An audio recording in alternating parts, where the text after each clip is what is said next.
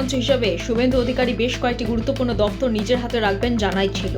মুখ্যমন্ত্রী নিজের হাতে রেখেছেন স্বরাষ্ট্র, ভূমি ও ভূমি সংস্কার এবং উদ্বাস্তু ত্রাণ ও পুনর্বাসন, বিদ্যুৎ, তথ্য সংস্কৃতি এবং কর্মী ও প্রশাসনিক সংস্কার দপ্তর। অর্থ পেলেন স্বপন দাশগুপ্ত। স্কুল শিক্ষামন্ত্রী দীপক বর্মন আর জগন্নাথ চ্যাটার্জি পেলেন উচ্চশিক্ষা দপ্তর। ক্রীড়া ও যুব কল্যাণ দপ্তর গিয়েছে ইন্দ্রনীল খাঁর কাছে। দুদিনে দিল্লি সফর সেরে শহরে ফিরলেন মমতা বন্দ্যোপাধ্যায়, তবে তার সঙ্গে ফেরেননি অভিষেক। শোনা যাচ্ছে কলকাতা ফেরার জন্য দিল্লি বিমানবন্দরে গিয়েও নাকি ফিরে গিয়েছেন তিনি। জাল সইকাণ্ডে গ্রেফতার এড়াতেই কি রাজধানীতে রয়ে গেলেন অভিষেক? বুধবার সকাল 9:45 নাগাদ আলিপুরের সরকারি দফতরে আগুন লেগে যায়। কালো ধোঁয়ায় ঢাকা পড়ে যায় সংলগ্ন এলাকা। ঘটনাস্থলে দমকলের অন্তত 10টি ইঞ্জিন। আগুনে উৎসস্থল ভবনের 4র্থ তলা। পুড়ে ছাই বহু সরকারি নথি। আগুন লাগিয়ে ফাইল পুড়িয়ে দেওয়ার চেষ্টা কিনা তদন্ত হবে। আলিপুরে ঘটনা নিয়ে মন্তব্য সুকান্ত মজুমদারের। আলিপুরদুয়ারের দক্ষিণ 24 পরগনা জেলা পরিষদের অফিসে আগুন, ভয়াবহ আগুন। জেলা পরিষদের এখনো তৃণমূলের অধীনে আছে। কাকতালীয়ভাবে এই জেলা পরিষদের কর্মাধ্যক্ষ জাহাঙ্গীর খান এখন কি করে তিনি আছেন? তথ্য লোপাটের চেষ্টায় আগুন তদন্ত হওয়ার সম্ভাবনা আছে যে আগুন লেগেছে, আগুন লাগিয়ে সমস্ত ফাইল পুড়িয়ে দেওয়ার চেষ্টা কিনা সে বিষয়ে তদন্ত হবে। মহারাষ্ট্রের বীরের মাজলগাঁওয়ে মর্মান্তিক নৌকাডুবি।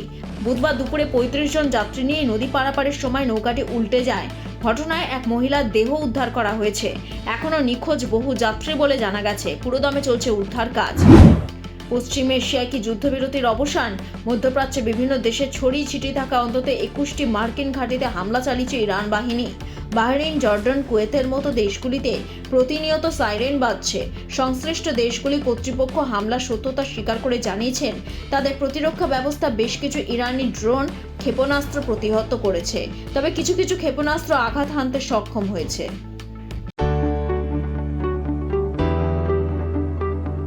আপনার ভাগ্য বদলাতে প্রস্তুত তো?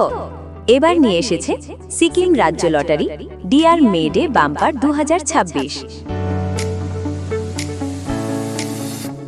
প্রথম পুরস্কার পুরো 3 কোটি টাকা নিশ্চিত। হ্যাঁ, একদম ঠিক শুনেছেন, 3 কোটি টাকা। এছাড়াও থাকবে আরো অনেক পুরস্কার। আর সবচেয়ে বড় কথা, প্রথম পুরস্কার ড্র হবে শুধুমাত্র বিক্রি হওয়া টিকিটের মধ্য থেকেই। মোট পুরস্কারের সংখ্যা 25,000, মানে জেতার সুযোগ অনেক বেশি। টিকিটের মূল্য মাত্র 500 টাকা। খেলার তারিখ 16 মে 2026।